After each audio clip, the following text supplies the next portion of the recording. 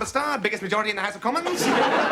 The New Statesman, the Right Honourable Alan Bastard, was the Bastard child of 80s greed and 80s politics.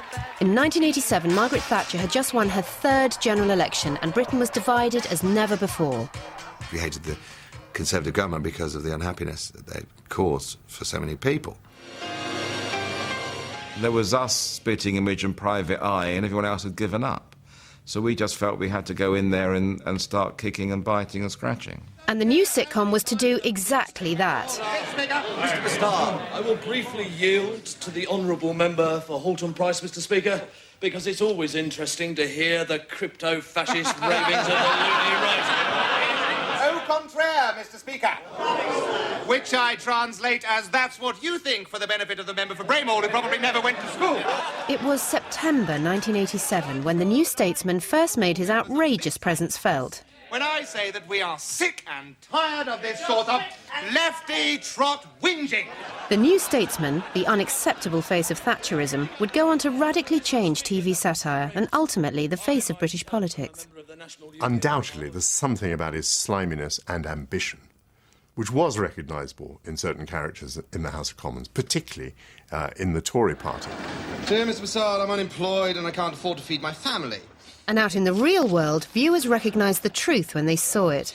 We'd never seen audience reaction like it before, ever, in any of the shows we'd ever done, where a recording would have to stop because people were too hysterical. Excuse me, sir. You've got 50p for a cup of tea. Well, of course I have. What a stupid question. The New Statesman was a successful marriage of two different comedy styles, mainstream sitcom and popular alternative comedy. The creature the marriage produced was a compelling character that has resonated through politics ever since. Sorry, sir. Members only. I am a member. I've got the largest majority in the House. Name? Bastard. I'm really doing my job. It might have been Neil Simon or some brilliant American writer said, all comedy is two Jews fighting. And we are all comedy. 2/3 of the team that would create The New Statesman was itself one of the most successful writing partnerships in television history, a hit factory for 25 years. Lawrence Marks and Maurice Gran started out as a journalist and a civil servant, but in 1974 stumbled upon a writers' group. They had sketch writing competitions every couple of months, and we did quite well in those, and seemed to be able to make people laugh. But it was another 4 years before they got their first break, writing traditional gags for Frankie Howard's radio show.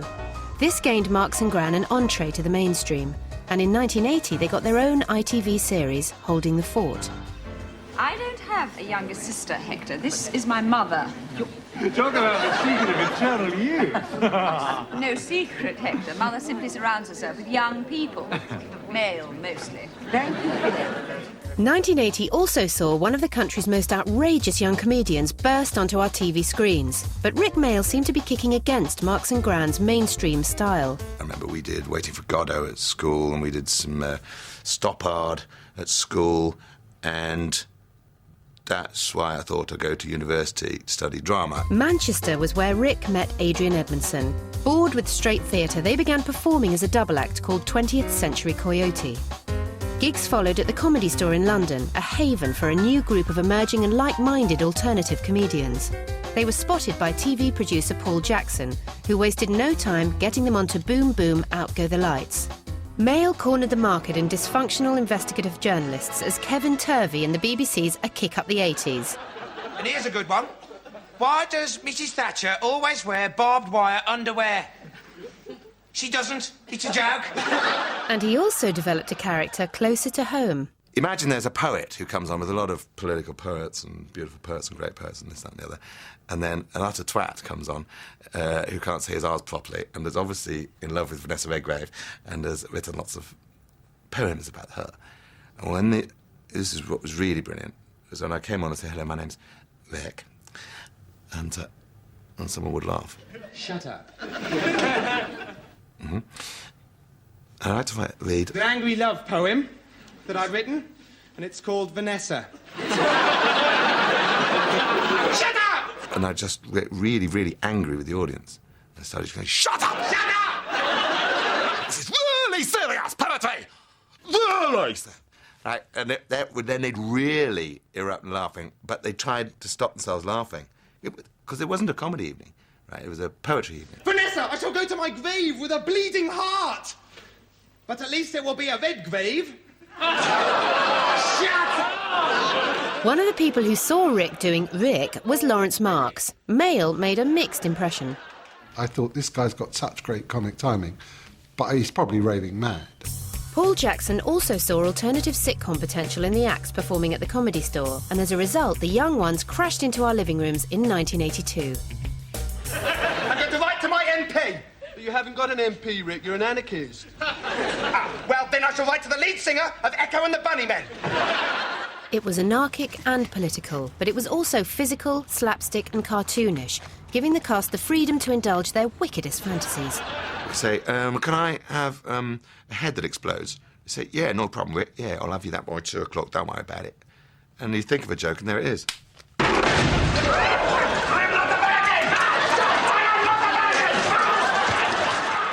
While the young ones caused mayhem on BBC Two, ITV chose to launch a gentler comedy with a domestic setting. It was written by Marks and Gran, by now an established, reliable team. Shine On Harvey Moon is a humorous social commentary on post-war Britain, but during filming, the political climate outside the studios had an impact on the writers. I can never understand your sort of working-class Toryism. Anyone would think we had a few bob. What have they ever done for the likes of us? Every step forward the common man has made in this country has been opposed by the bosses and their political lackeys. Morris and I were making Shine On Harvey Moon in Nottingham during the miners' strike, and the more I was watching the population of Yorkshire villages starving, the more I was hating Thatcher. Neil, the bathroom's free, unlike the country under the Thatcherite junta. Marks and Gran came from a very different comedy world to Mail, but their political agendas were similar. It isn't wholly surprising that the two different, if you like, the serious analysis of politics and the ludicrous analysis of politics of the time should have got together. Paul Jackson says to me, why don't you come to something in somewhere like Cheltenham, some kind of television festival or television awards ceremony or something like that. And he came and said, I think you might like to meet these guys. And that's where I met Lawrence Morris. We met Rick Mail, who said, would you create a series for me?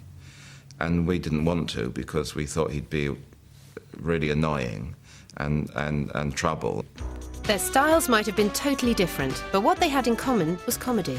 I was invited to a gentleman called Dino De Laurentiis' party one evening. That was my first big Hollywood party, and that was the time that I actually heard somebody say to somebody else, I love your nose, where did you get it? Rick Mail. Yes, hello. Hello, everybody. After all appearing on the same episode of Wogan, they met for lunch, and Marks and Gran were relieved Rick wasn't as bad as they feared. He described to us that he, in fact, enjoys playing characters that enjoy murder, rape, violence, theft of property, street crime, anything that was really bad. Why? And cowardice. And greed. And lying. And avarice. And we said, you want to play a Tory backbencher? I did not say that I opposed abortion. What I oppose is the so-called woman's right to choose. It should be the state's right to choose. Ugly, stupid, poor people should not be allowed to have children. With their star playing a corrupt Tory MP, they just needed a channel brave enough to commission the idea. Although I was commissioning editor, I still have to sell the show on to my boss to be able to get the money in the first place. So he always wants to know what it's about. And writers hate doing synopses. Because you're frightened it'll drain away the things you want to put into the show. They came up with the idea of creating a Who's Who entry for their character. Bastard's recreations got them noticed pretty quickly. Making money, dining at expensive restaurants at other people's expense, grinding the faces of the poor. We then put the reply to this entry from Who's who said, Dear Mr. Bastard, your entry is of inordinate length for a new boy. For example, it's a line longer than Lord Hailsham's entry. Bastard then replied to that saying, re your letter, re my letter, bollocks. Yours were the biggest majority in the House of Commons, the Right Honourable Alan Beresford Bastard MP, P.S. Who the fuck is Lord Hailsham? And that's what we sent to Yorkshire Television, and by return he rang up and said, when do you want to do it? At that time, comedy had settled very comfortably into mum and dad and 2 children. It was, by and large, very domestic. It's wallet time, mother. What? I'm sorry.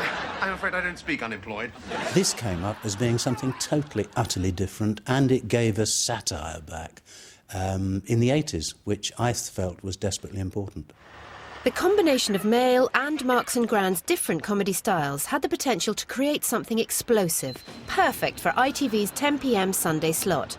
Scathing about a powerful sitting government, it was a brave but risky commission. One major problem was transforming Mail from a physical performer into a Conservative MP, not known for flexibility. Rick, man, that's really heavy, man. I hate rats, OK? It's what he would have wanted. I've always wanted to put cartoons, or be a cartoon. And so, as you lead towards the Statesman, that was a sort of swerve away from that. The director appointed to work with Mail to find his new character was Geoffrey Sachs. Prior to working on The New Statesman, Sachs was getting laughs out of the rubber puppets on Spitting Image. He had been entrusted with bringing Rowan Atkinson to the screen in his first TV show, Canned Laughter, and started his career on End of Part 1, a surreal sitcom by Andrew Marshall and David Renwick. There was a time when we were quite sort of depressed and thinking we're never going to find this character. Pierce? Yes? Your father's dead. But during rehearsals, the true bastard gradually emerged. It suddenly occurred to us that it would be a lot better if he just didn't care less. I promised to go down and see him next week. Well, you have to go down a lot further if you want to see him now, haven't you? Instead of playing him angry as a sort of bastard, we went the other way completely and played it so that it didn't occur to him that the things he was doing were in any way sort of morally reprehensible. Pierce! It was only a joke. Oh, really? No, not really. He's dead, all right. Aspects of your character which you disapprove of are sort of pressed down and hidden away in the back somewhere, where you don't like those bits of yourself, right? And the character comes up and goes, I like him. And all those bits that you've put away can be put in there. So I think it's because there's a lot of me in Alan that I disapprove of. That's why I do him so well. His look was also important. She likes her boys well turned out. Look at us, parky, bakey, meaty. We all get our suits in Savile Row. Well, I mean, where did you get that thing? Swindon. We said the big thing about Tories is their hair. They've all got little curly bits over their ears. Norman Fowler. Like Norman Fowler. It's because they comb their hair with a wet comb.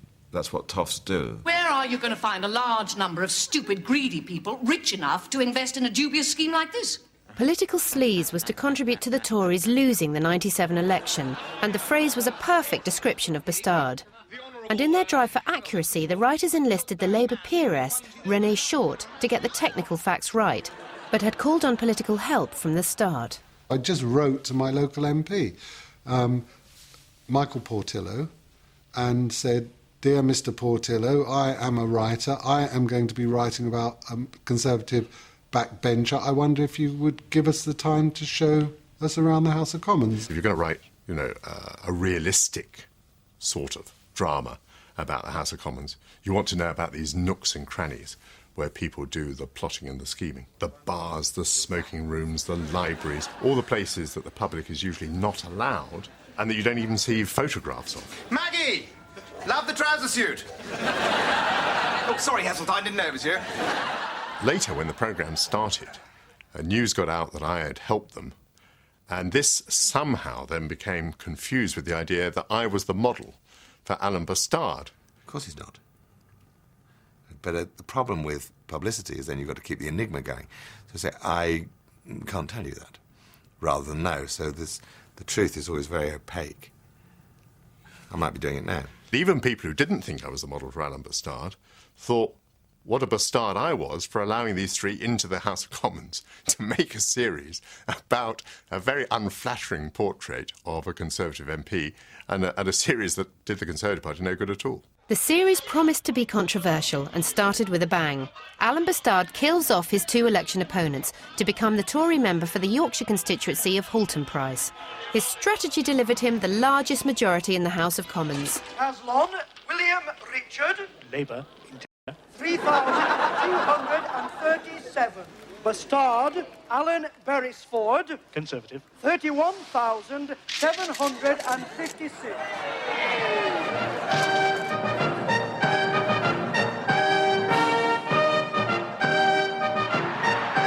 The controversy was only just beginning.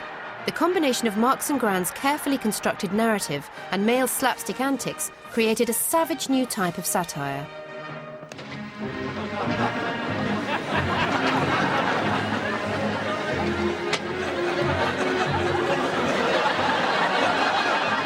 It was a stroke of genius, combining what exclusively Thatcherism represented with Punch and Judy. And that's sort of what it was. It was cartoony at one level, but, you know, there's certain elements of truth even in Mr. Punch.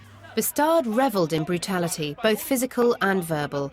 As a Conservative backbencher in Margaret Thatcher's government, he caused trouble wherever he went. God did not put animals on this earth merely to wander around aimlessly like the Labour front bench. Bastard blackmailed and abused his way through life and was forever dreaming up corrupt money-making schemes, all in the name of his Thatcherite values. I think that proves that balanced television doesn't have to be dull. Alan Bastard is Charming. Ruthless, good-looking, Beelzebub, Cunning as a snake. arrogant and devious. A complete and utter bastard. The supporting characters were equally unflattering, but still realistic. Much of Bastard's grotesque behaviour was targeted at Piers Fletcher Dervish. Oh dear. Oh dear. Oh dear, oh dear. Oh dear, oh dear. Bastard's hapless sidekick, best friend and fellow Tory backbencher was played by Michael Troughton. Fingers, Piers. Fingers. You don't kiss Alan. I think the purpose that Piers served was that it was a good whipping boy for Alan. He could be really cruel. But half of £2,000 is Piers represented the old school of traditional upper-class twit conservative wets. .00573889. As did their other companion, Sir Stephen Baxter. We'd be better off with a performing seal, really, wouldn't we? Sex is wrong. That's what my fiancé's always said. Sex without marriage is a mortal sin, and yet sex within marriage is an enemy to domestic harmony. This is the work of a genius. She sums up my last 47 years in a nutshell. Alan Bastard, when he became an MP in the first episode, he shared an office in the House of Commons with a young Tory MP and a very old Tory MP. And Michael Troughton played the young one, who was pretty dim, and I played the old one, who was extremely dim. Sir Stephen Baxter was played by John Nettleton, who had a track record in political satire, as prior to the New Statesman he was Sir Arnold Robinson in Yes Minister.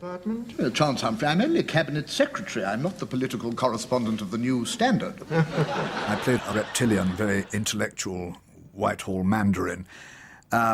So when I was approached about being in the New Statesman, I rather leapt at the chance. Alan picked on Piers. They both picked on Sir Stephen, but Sir Stephen had some seniority, so he could occasionally get a blow back in. I think you should know, Bastard. I'm reporting you. Fletcher Dervish, stop that at once. This is not the Liberal Party. Bastard also had the perfect trophy Tory wife, and his marriage was as corrupt and dodgy as his political career. Let us pray. I don't know why I married you. You married me, my darling, because you're nouveau riche, whereas I can trace my family tree back to Edward II. Amen. And because my father's chairman of the local Conservative Association and holds your parliamentary seat in his gift. Yes, well, it was a rhetorical question, wasn't it? Alan did epitomise the Tory party. He married well. Yes, he married Posh, and of course Posh was played by Posh, because Marcia Fitzalan Howard, being the daughter of the Duke of Norfolk, was about as posh as you come. If you want a loyal, helpful, supportive Tory wife, pay off my credit card bill. Well, I would do, darling, but it's a choice between paying your dress bill and personally financing Britain's independent nuclear deterrent. Although she's a great, talented actress, she didn't have too much acting to do. She was a most believable Tory wife. Fitz-Allen's TV career began in 1975 in Upstairs Downstairs. She played super posh Caroline Bingley in Pride and Prejudice, then broke into sitcom playing an accounts girl in Shelley. But Sarah Bastard in The New Statesman was a complete departure. I'd done lots of these really tired, boring sitcoms with a three-piece suite. Whereas this was just incredible what they dared do. Well, that's politics, Fluffy Bottom. Listen, Moustache, bath's running. All right, darling. Yearn for you longingly. Sarah Bastard is just as sick as Alan, because it's in her blood. And the fact that she's shacking everybody and Alan's shacking everybody and they keep up pretense of being outraged at each other. And the morality is just appalling. I'm your little rabbit. And I'm a rabbit, too.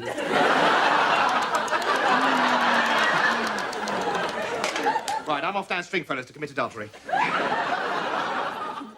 Vivian Heilbronn was Alan's publicist Beatrice, who kept stum about having it off with Sarah. Will it keep until morning? That will. I won't.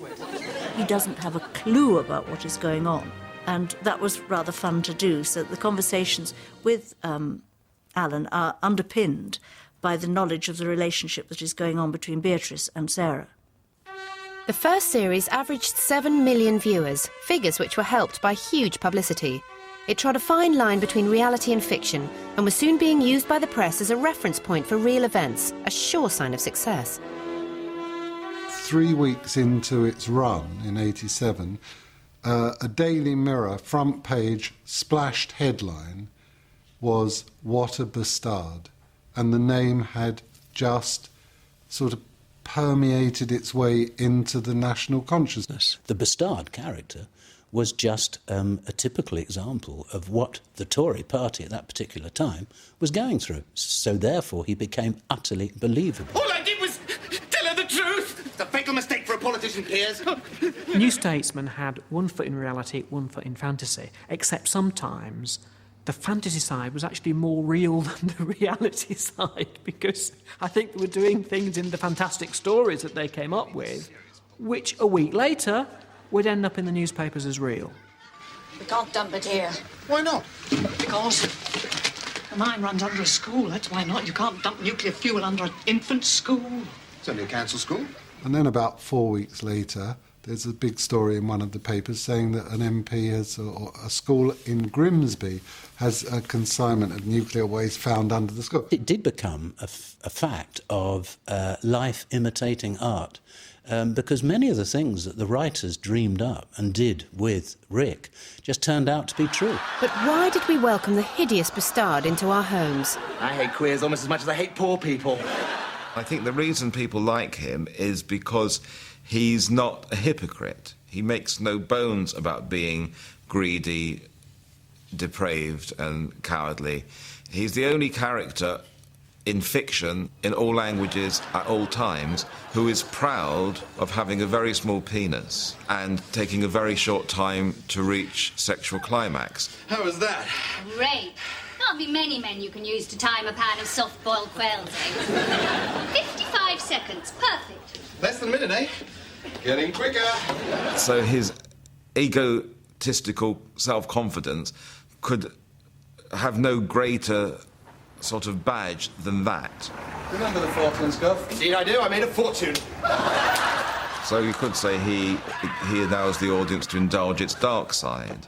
What did he say about the National Health Service? In the good old days, you were poor, you got ill, and you died. People just laugh and applaud because he's stripping away the hypocrisy, and people think deep down that's what these politicians think. A show like this always sails very close to the wind, by virtue of its theme. If one were to just publish the lawyers' letters we received weekly from the lawyer at Yorkshire Television, it would make a very interesting volume. The scripts had to be read very carefully, just to make sure, because libel was always tapping very quietly at our door. That information will cost you. How much? An archer. A whole Jeffrey, that's £2,000. Lawyers' demands also meant last-minute changes. You'd get messages while you were in makeup or wherever saying, by the way, do not say Norman Lamont, substitute Norman Lamont with Cecil Parkinson or something, and you think, fucking hell, you know. The series was recorded before a live audience, and the more up-to-the-minute the stories, the bigger the laughs.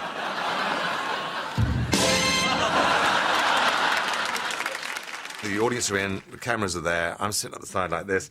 Morris comes up and says, "Hey, Rick, quick, look, here's 5 good ones."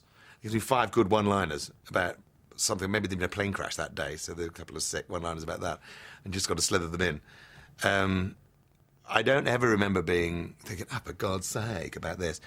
I was thinking what heaven I was in. You've got a really shit-hot rehearsed show, and here comes some extra gags. I mean, it's like raining gags. And the buzz of the place was so intense that Morris and I decided that we wouldn't sit in the producer's box. We would actually sit in the audience with the audience, because we might never experience this again in our careers. Do you know, in fact, I feel like getting down on my knees right now and giving thanks. Mayall's talent as both a physical performer and comedy writer meant he had a big creative input. Thank you, Lord. Most situation comedies, at the time, you know, you got the script and that's what you shot. And with us, we were changing it in the rehearsal room because Rick would come up with ideas. Oh, no, please, not the drill, no. It was very prone to create elaborate business. So you'd write a line which said, "Rick hits Piers," and you'd come back about 2 days later to rehearsal, and there would now be a 5-minute torture sequence. "Bottom, please, Pearson." And the director would say, "We're 10 minutes over now." And Rick would say, "Well, just can't you remove half the story so I can stick this thing up Piers's bottom?" And we used to have to really fight for plot. So there's a real creative tension between Rick's theatricality and our saying, we must tell the story of the week. You see the window? Say sorry, Pierce. £50 for the window pane. Political insolence was not new to viewers of ITV's 10 p.m. Sunday slot. In the late 80s, Spitting Image was the New Statesman's only satirical ally. I'm always awakened by the shrill sounds of the dawn chorus, which filters through the windows. Director Geoffrey Sachs had come to the New Statesman from Spitting Image and brought with him Steve Nallen, a.k.a. Mrs. Thatcher. Would you like to order, sir? Yes, I will have a steak. How'd you like it? Raw, please. And what about the vegetables? Oh, they'll have the same as me. You could dismiss Spitting Image as a silly puppet show. The fact that you could watch Alan Bastard and for a few moments watching that think, actually, this is a documentary. That was its true strength and genius. Cecil! I thought I told her to use the back entrance. I'd suggested that if she was in the face pack and had the curlers in, it might be quite nice if she took her teeth out. I was just trying to be true to the spirit of Thatcherism. All you care about is number one. I thought that's what Thatcherism was all about. Of course it is, of course it is. And because I could only speak as my grandmother, doing the northern accent, Mrs. Thatcher suddenly turned all Yorkshire. For some reason, I never worked out why.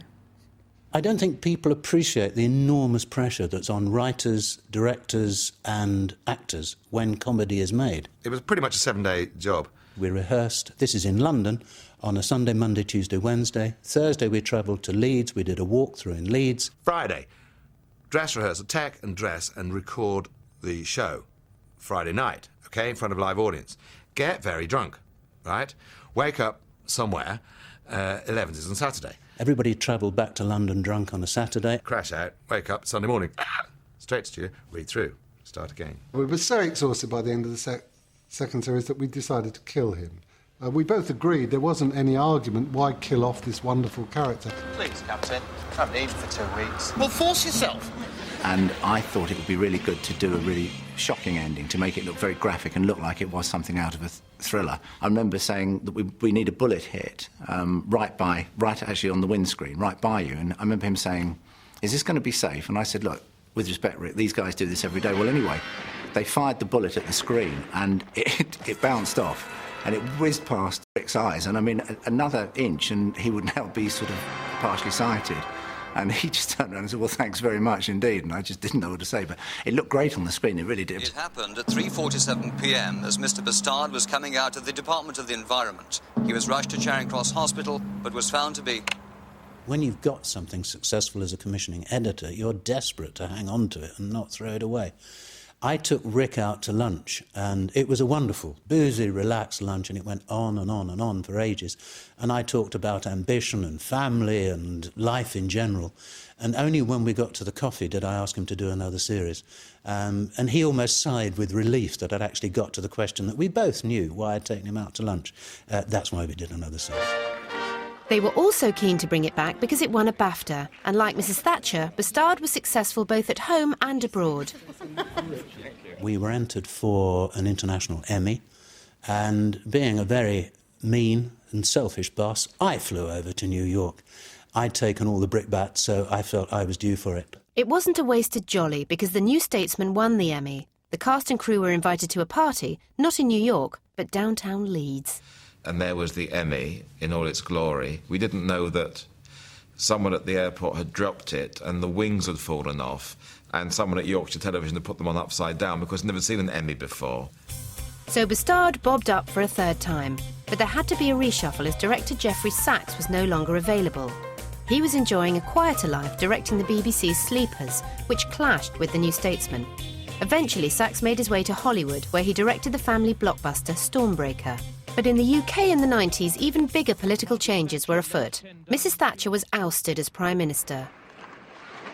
Ladies and gentlemen, we're leaving Downing Street for the last time. Real life had overtaken the New Statesman, causing problems for the writers. There was Heseltine, Hurd, Major fighting to take over. We thought if Hurd gets made PM, we'll be all right, because we know quite a lot about him. And if Heseltine, it will be even better.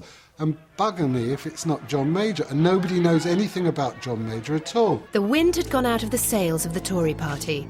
During Series 3, Bastard toyed with crossing the floor to the Labour benches, which was eerily in tune with the feeling in the Conservative Party at the time. Why join the Labour Party? You're ahead in the polls. It's just so boring being a Tory now that Maggie's left. I mean, have you ever had a conversation with John Major? No. I'm not saying he's dull, but he is the only boy in history to run away from the circus to join a firm of accountants. This was getting a bit close to the bone, because during that period there were quite a lot of Tory MPs who could see that the Tory government was coming to an end and they hadn't become ministers themselves. And there was really quite a trickle, moving towards an avalanche of Conservative MPs who were going over to the Labour side. Once again, at the end of Series 3, they tried hard to get rid of Bastard. We were really knackered, we were really exhausted. We said, oh, my God, we can't go through this again. Let's send him off to the Russian gulag. I'm going home. Is there anything you'd like me to give Sarah for you? There's no way he's going to come back from that, but bugger me, back he came. You know why he came back? The wall came down. That's right, the bloody Berlin Wall came down. I mean, the one thing we couldn't have anticipated happened. That was just such... We couldn't get rid of Bastard. Such bad luck. So we had to bring him back again. So, whenever they tried to dump him, events conspired to bring Bastard back. By Series 4, he had mutated into a Euro MP, but eventually, enough was enough. Politics was dull. I remember us wandering around in the 90s saying, it's really boring this decade, isn't it? So Alan wasn't sort of required. His job was to assassinate Thatcher, and that job had been done. And he was so good, he carried on for a while, and then we said, no, come on, let's just stop. The New Statesman had run its course, but Marks and Gran was still going strong. During Bastard's reign of terror, they launched Alamo, their own production company, which produced Birds of a Feather. You have no right to talk to me like that! Everyone round here knows you're the most popular ride outside Alton Towers. After the New Statesman, Mail reverted to type, and with his old pal Adrian Edmondson, created Bottom, a byword for rude, violent pantomime. I think I must be hallucinating. Well, we'll soon find out.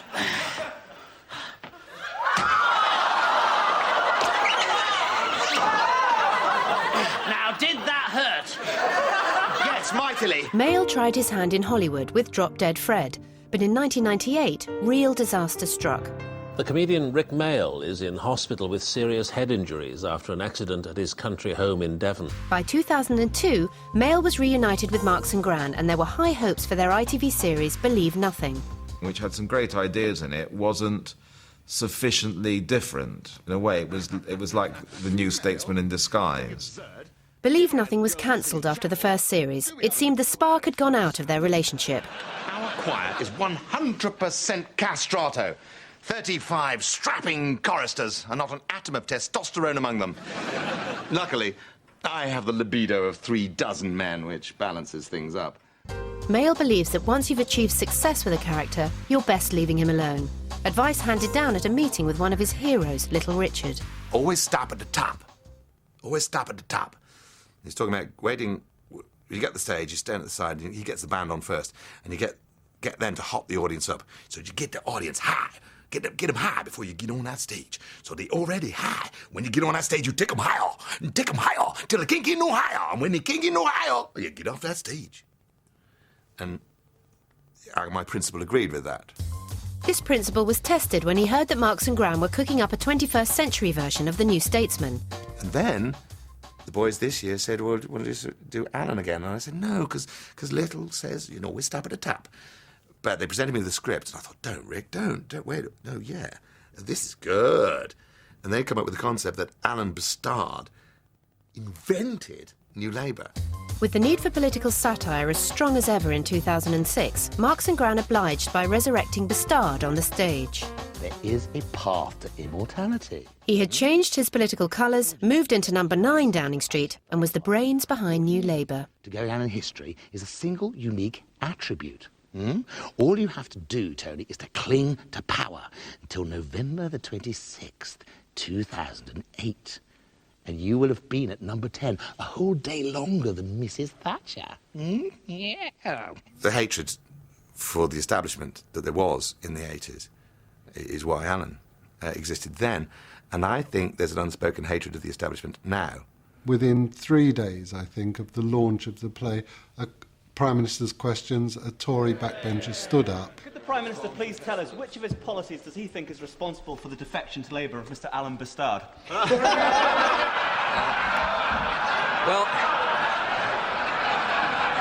I don't know. I'm not in a position to comment on Mr Bastard, but what I can say to him is... It just reiterated the fact that Bastard was real. He wasn't a character out of a television sitcom. The marriage of mainstream sitcom and alternative comedy had created an original satire. The survival of Bastard is a tribute to Marx and Graham, Mail, and the power of satire to skew a New Statesman, whatever their political hue. What have you been getting through in Parliament this week? 2 shorthand typists in the canteen, lady. I had never experienced anything like this with any show I'd ever visited or been responsible for, and to this day... We just had a ball doing it. I mean, I almost felt guilty about sort of taking the paycheck because it was so much fun to do. Any old tosspot can become a Tory MP if he knows what palms to grease. Right. Well, come on, get up and make a fight of it. Come on, get up, you little bastard, get up! Please? Every moment in that Yorkshire television studio on a Friday night was as good an evening at the theatre as I think you could ever hope for from a television series. Oh, that's just what I need first thing on a Friday morning, isn't it? A dead dwarf! It makes me very, very happy playing Alan. You bastard! Bastard, Mr. Barry.